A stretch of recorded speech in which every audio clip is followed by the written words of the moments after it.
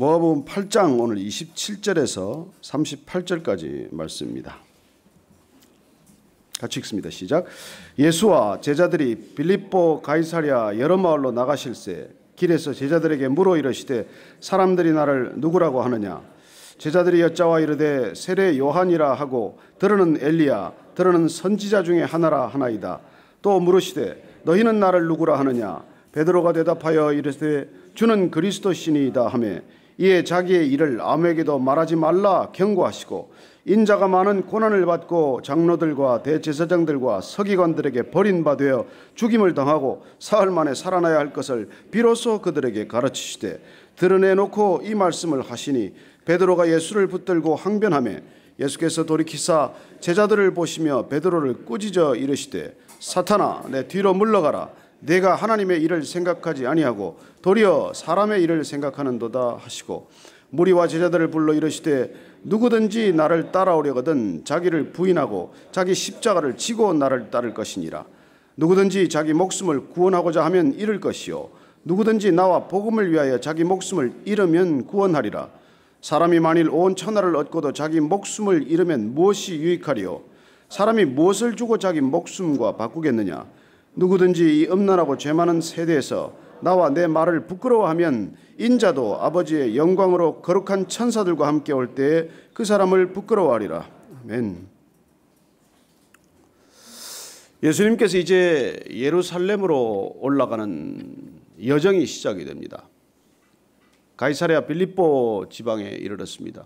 이곳 지명은 가이사랴라고 하는 가이사의 이름을 기념하고 가이사를 위해서 지은 도시죠. 헤롯 대왕 때 지은 도시입니다. 황제 티베리우스를 위해서 지은 도시고 헤롯 빌립이 거기에다 자기 이름을 덧붙여서 가이사랴 빌립보가 된 지역입니다. 황제를 위한 도시이고 황제를 인생의 주인으로 선포해야만 하는 곳입니다.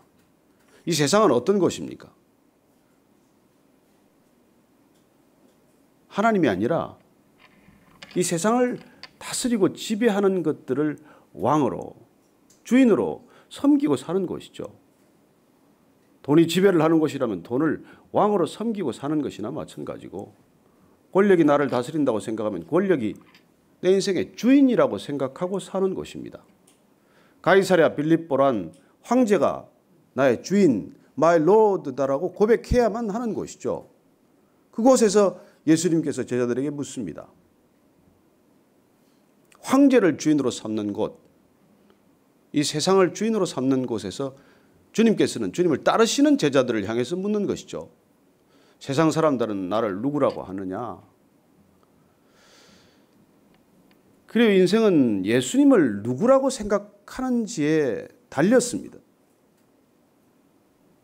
예수님을 우리는 성인의 한 사람으로 역사에서 배웠죠. 초등학교 역사서를 보면 인류의 4대 성인 가운데 한 분입니다.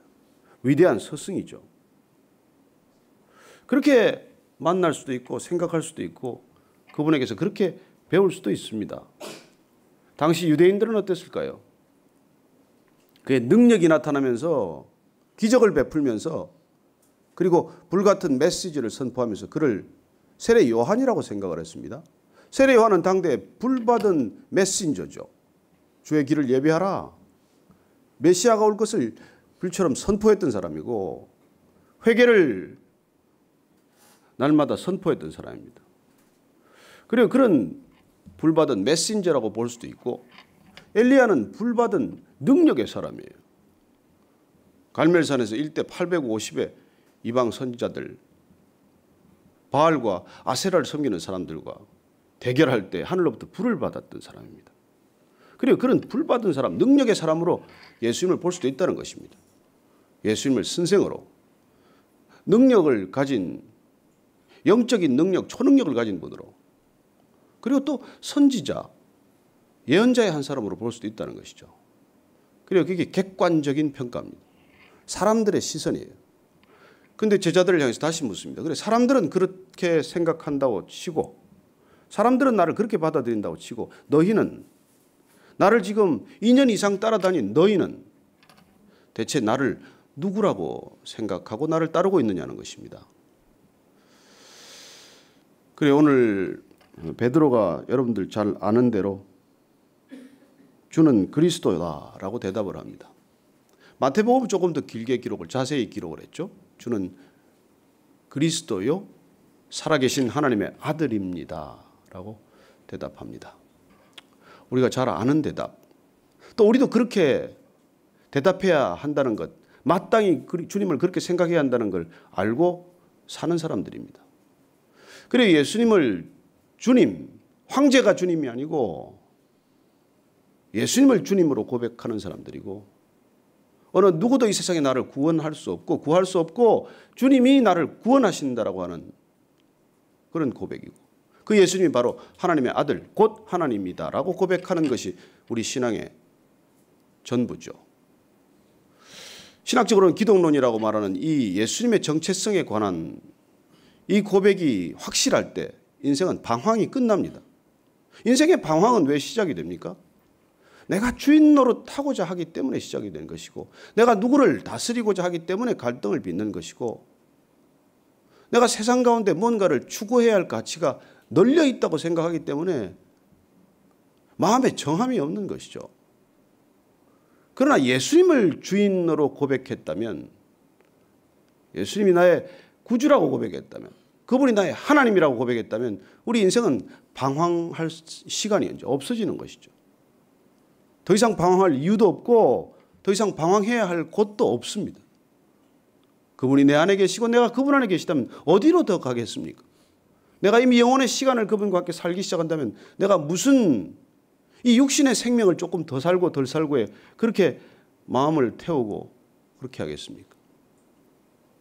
우리가 건강도 관리하고 운동도 하고 때로는 뭐 여행도 하고 또 이 몸을 가꾸기도 하고 이 몸에 무슨 온갖 돈을 들이기도 하지만 그러나 이 몸조차도 내 것이 아니라 그분의 것이라면 그분이 주인이고 내가 내 것 아니라고 고백한다면 여기에 못 신경을 쓰고 살 까닭은 없겠죠. 그래요. 베드로는 정말 놀라운 대답을 했습니다. 마태복음을 조금 더 보면 그 대답을 한 사람은 베드로가 아니라 베드로 안에 있는 성령님이 대답을 한 것입니다. 사람이 알 수 없는 사람이 고백할 수 없는 고백이기 때문이죠. 어떻게 예수님을 보고 눈앞에 있는 육신으로 나하고 지금 같이 먹고 자는 분을 향해서 그분이 메시아요 그분이 하나님이라고 고백을 할 수 있습니까? 제정신으로 할 수 없는 고백이에요. 사실 예수님 믿는다는 고백은 제정신으로 하는 것도 아닙니다. 그래서 우리 예수 믿는 사람들은 제정신으로 사실 사는 사람들이 아니에요. 그래서 세상 사람들이 우리 보고 미쳤다는 것도 일면 맞는 얘기예요. 다만 그들이 미쳐있는 대상과 우리가 미쳐있는 대상이 조금 달라서 그렇지. 그래요. 주는 그리스도다라고 하는 이 고백이 확실하면 더 이상 두 다리 걸치고 살 일은 없지 않습니까? 어떻게 두 주인을 모시고 삽니까? 어떻게 두 남편을 모시고 살겠어요? 그래서 예수님께서는 이런 대답을 받고 나서 비로소 십자가의 길을 가르칩니다.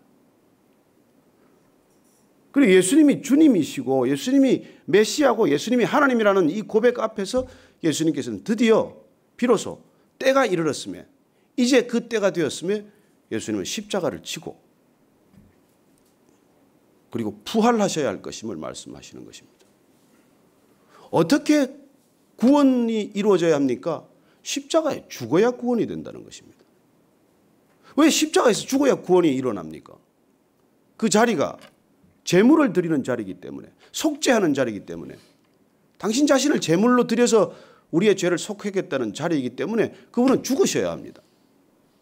그래야 우리의 죄가 용서받기 때문이죠. 그러나 그분은 다시 사셔야 합니다. 그래야 주인이 되는 것이죠. 죽은 사람이 누가 우리의 주인 될 수 있습니까? 살아 계셔야 우리의 주인 되는 것이죠. 그분은 부활하셨기에 우리의 주님이십니다. 부활 안 했다면 무슨 주님입니까? 무슨 상관이에요? 여러분 남편도 죽으면 관계가 끝나고 새로 재혼을 하든 뭐 하든 아무 상관이 없는데 죽은 걸로 끝났다면 그분이 왜 우리의 주님이십니까? 그분은 부활하셨고 이 자리에 계시기 때문에 우리가 주님이라고 고백하는 것입니다. 저는 여러분들이 날마다 주님이라고 고백할 때 그분 곁에 있음을 믿고 고백하시게 되기를 바랍니다. 그래요. 그분은 우리의 주님이세요. 그분이 우리의 왕이시고 주님이시고 구주이시기에 그분은 하나님이시라고 우리는 고백하는 것이죠. 이런 놀라운 고백을 한 베드로를 향해서 바요나 시모나 복이 있다. 이를 알게 한 이는 내 혈육이 아니라 하늘에 계신 내 아버지다. 그렇게 칭찬하고 비로소 십자가의 길을 얘기했더니 그 베드로의 태도가 어떻습니까? 오늘 한번 보실까요? 그렇게 십자가의 길을 얘기했더니 32절 말씀 보십시다. 시작. 드러내놓고 이 말씀을 하시니 베드로가 예수를 붙들고 항변하매 여기 항변했다는 동사와 33절 예수께서 돌이키사 제자들을 보시며 베드로를 꾸짖어 이르시되 할 때 꾸짖다는 거랑 같은 동사예요.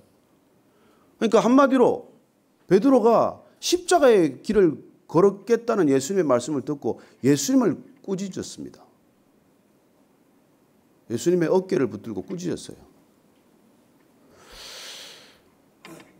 대체 왜 십자가를 지려고 하느냐? 왜 십자가이냐? 무엇 때문에 십자가를 지겠다고 하는 것이냐? 십자가를 지면 안 됩니다. 예수님 지금 정신 나갔습니까? 이제 사람들이 따르고 기적이 나타나고 예수님을 바라보는 군중이 이렇게 많은데 어디 십자가라니요? 그런데 예수님께서 33절 말씀 한 번 더 보십시다. 시작. 예수께서 돌이키사 제자들을 보시며 베드로를 꾸짖어 이르시되 사탄아 내 뒤로 물러가라. 네가 하나님의 일을 생각하지 아니하고 도리어 사람의 일을 생각하는도다. 이렇게 말씀하십니다. 자, 베드로가 예수님을 야단을 쳤어요. 예수님이 베드로로부터 얼굴을 돌려서 제자들을 바라보십니다. 그리고 제자들을 바라보시면서 베드로를 꾸짖습니다. 그리고 베드로를 꾸짖는 호칭은 사탄아. 자, 이 장면을 우리가 한번 정말 신중히 심각하게 깊이 묵상을 하면 여기 우리 영적인 삶의 모든 비밀이 들어있다는 것입니다. 자, 예수님을 따라가고 있는데 사탄도 옆에 있다는 것입니다. 언제까지 있을까요? 겟세마네 동산까지 따라갑니다. 예수님을 따라가는 제자들 곁에 사탄이 늘 동행한다는 것입니다. 그리고 베드로는 성령의 말을 했다가 순간에 사탄의 말을 한다는 것입니다. 제자가, 예수님 바로 곁에 있는 제자가 예수님의 수제자라고 자처하고 공인받는 베드로가 한순간에 성령의 말을 했다가 한순간에 사탄의 말을 할 수 있다는 것입니다. 자, 그러면 성령과 사탄의 거리는 얼마나 됩니까? 여러분, 영적 세계에서 거리는 무의미합니다. 영적 세계에서 시간은 무의미합니다. 그라사 광인의 머릿속에는 그 안에는 2000 귀신이 들어있지 않았습니까? 어떻게 사람 하나 안에 그 많은 귀신이 있을 수 있습니까? 여러분, 어떻게 베드로가 순식간에 이렇게 될까요? 그런데 우리가 그런 영적인 이 비밀을 예수님께서 확연히 가르쳐 주세요.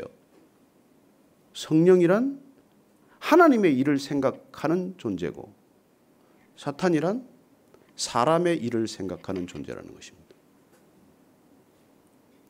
그렇다면 사탄이 우리를 언제 들어와서 언제 우리의 혀를 움직이냐는 것이죠. 언제 들어와서 언제 우리의 생각을 가지고 노느냐는 것입니다. 내가 내 걱정을 하고 내 염려에 붙들리고 내 이해관계에 빠지고 내가 끊임없이 나만을 기준 삼을 때 사단의 밥이 된다는 것이죠. 순식간에. 왜 지금 베드로가 예수님을 이렇게 꾸짖습니까? 지가 뭔데? 그래, 베드로가 주님을 따라왔던 목적이 드러나는 순간이죠. 그는 예수님을 따른다고 생각을 했지만 사실은 자기 자신을 따라가고 있는 거예요. 제자들이 누구나 자기 자신을 따르고 있기 때문에 사단의 밥이에요. 나중에 다 넘어질 거예요.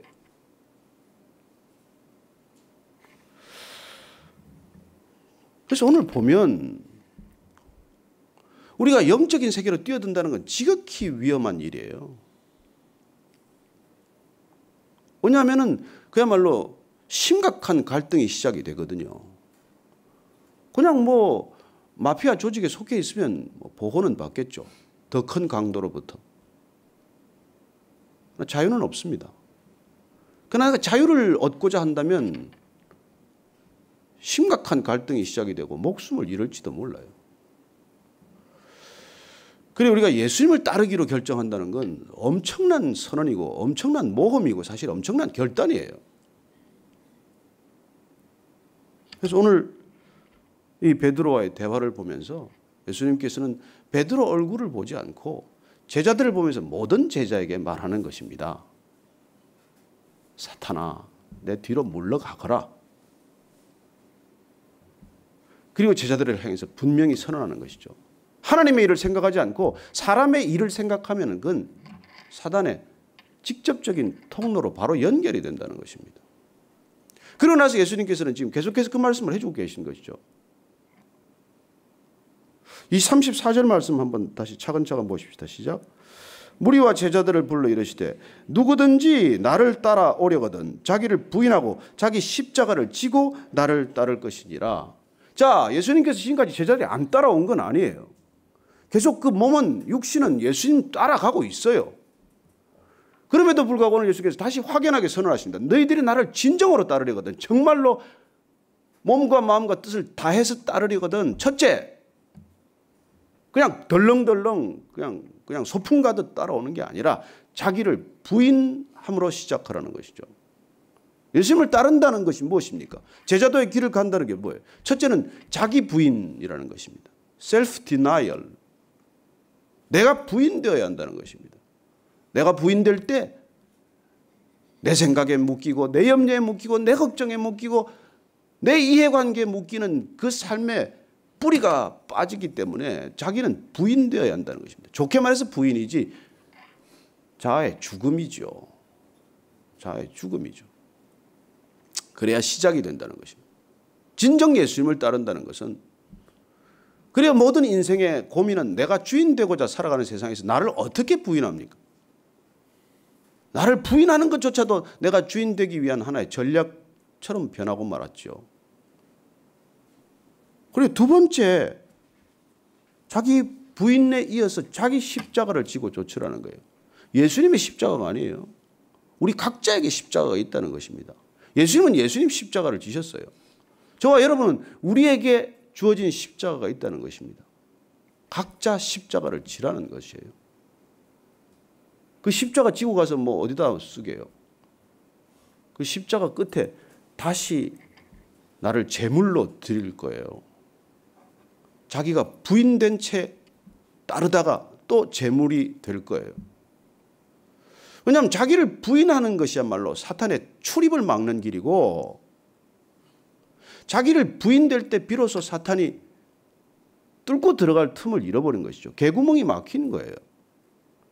그러나 십자가에 내가 묶일 때, 못 박힐 때, 제물로 드려질 때 그때는 사탄이 묶임을 받는다는 거예요.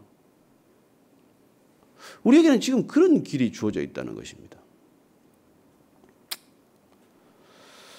그리고 마지막에 주님을 따른다는 것은 행동이 뒤따라야 한다는 것이죠. 따르겠다고 결심했지만 안 따르는 것이 아니라 따르겠다고 선언했지만 따르는 채 하는 것이 아니라 정말 따라가는 거예요. 예수님께서는 계속해서 일러주십니다. 누구든지 자기 목숨을 구원하고자 하면 잃을 것이요 누구든지 나와 복음을 위하여 자기 목숨을 잃으면 구원하리라. 보니까 구원은 내 목숨 잃는 거래요. 그리고 가만 들으니까 영생은 이 육신이 죽는 거래요. 그 육신의 생명을 버려야 영원한 생명을 얻는다는 것입니다. 아니 더 정확히 표현하면 이 육신의 생명은 영원한 생명을 얻는 불쏘시개와 같은 거예요. 그것 못 얻으면 불쏘시개만 타고 말 거예요. 누구든지 자기 목숨을 구원하고자 하면 잃을 것이라. 누구든지 나와 복음을 위하여 자기 목숨을 잃으면 구원하리라. 사람이 만일 온 천하를 얻고도 자기 목숨을 잃으면 무슨 소용이 있겠느냐. 사람이 무엇을 주고 목숨과 바꾸겠느냐. 그리고 예수님의 계속된 말씀은 결국 오늘 제자들을 통해서 주시는 말씀이지만 우리 신앙의 궁극적인 목적, 우리의 영적 여행의 진정한 실상이 어떤지를 오늘 확연히 드러내 보여주고 있다는 것입니다. 저는 이 놀라운 실상에 여러분들이 정말 눈뜨고 우리가 영적으로 껴있게 되기를 바랍니다. 여러분 명심하십시다. 내 생각을 하는 그 채널이 사단이 들어오는 채널이라는 거예요. 그래서 끊임없이 우리를 염려케 합니다. 하루 종일 걱정거리를 만들어요. 하루 종일 사람과 갈등을 빚게 만드는 것이죠. 그리고 그 개구멍을 막는 방법은 하나님을 생각하라는 것입니다. 말씀을 생각하라는 것입니다. 십자가를 바라보라는 것입니다. 그때 우리는 염려로부터 자유할 것이요. 사탄이 빙빙 돌기는 하겠지만 더 이상 우리의 생각의 채널을 타고 들어오지 못할 것입니다. 그래 우리에게 자유의지가 있습니다. 선택권은 우리에게 주어졌어요. 내가 누구에게 맡길 것이냐는 것입니다. 여러분 성령님께 맡기게 되기를 축원합니다. 이 아침에도 성령님께 나를 맡겨드리고 하나님의 일을 생각하고 하나님의 말씀을 기억하고 하나님의 말씀을 먹고 마시고 그 말씀과 동행할 때 오늘 하루 여러분들 전신 갑주를 입고 살아가는 안전한 하루 될 것입니다. 같이 그렇게 기도하십시다. 주님 오늘도 말씀에 붙들려 살게 하십시오. 그저 생각하고 걱정하고 하루 종일 생각해야 염려와 불안과 걱정으로부터 자유하지 못하는 우리 삶입니다. 그저 하나님 생각하고 예수님 사랑한다고 고백하고 예수님께 감사하고 십자가의 묵상이 그치지 않는다면 주님 사탄이 우리를 흔들지 못할 것이요 세상이 우리를 이기지 못할 것이요 오직 주님을 따르는 영광 그 영광을 보게 될 것입니다. 함께 기도하며 나아갑니다. 하나님 아버지 감사합니다.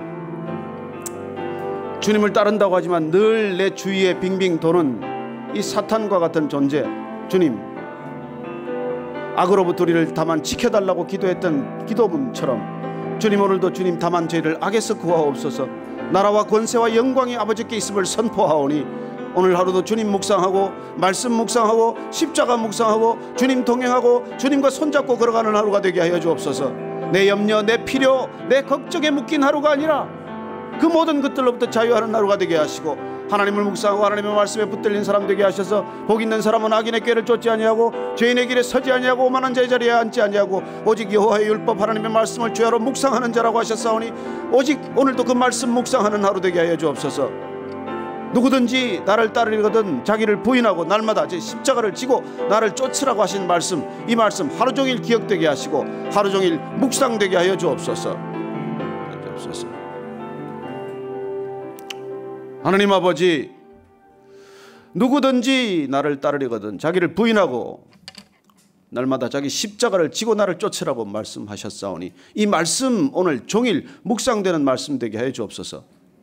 나는 과연 주님을 따르고 있는가? 나는 내게 주어진 십자가를 지고 있는가? 그리고 나의 주님은 나인가? 예수님인가?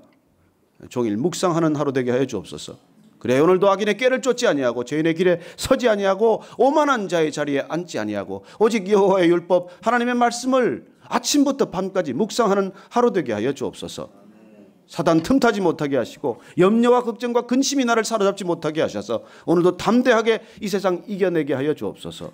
이제는 그렇게 우리를 모든 염려로부터 불안으로부터 존재로부터 해방하신 우리 구주 예수 그리스도의 은혜와 오직 십자가에서만이 자기가 부인되고 영생 얻도록 우리를 인도하시는 하나님 아버지의 크신 사랑과 날마다 그 십자가한테 무릎 꿇고 그 십자가 바라보며 그 십자가 품고 걸어가도록 우리를 인도하시는 성령님의 충만하게 하심이 오늘 이 아침에 주는 그리스도시요 살아계신 하나님의 아들이니이다 고백했던 베드로의 고백 그러나 순간 십자가를 지셔서는 안 됩니다 라고 고백했던 사탄의 밥이 되고만 베드로 그런 영적으로 진동하고 방황하는 하루가 아니라 정함이 있고 분명함이 있고 주님께 헌신이 결단된 그런 믿음의 사람 되기로 결정한 이 자리에 고개 숙인 모든 믿음의 형제들 자매들 위해 지금부터 영원까지 함께 하시기를 축원하옵나이다. 아멘.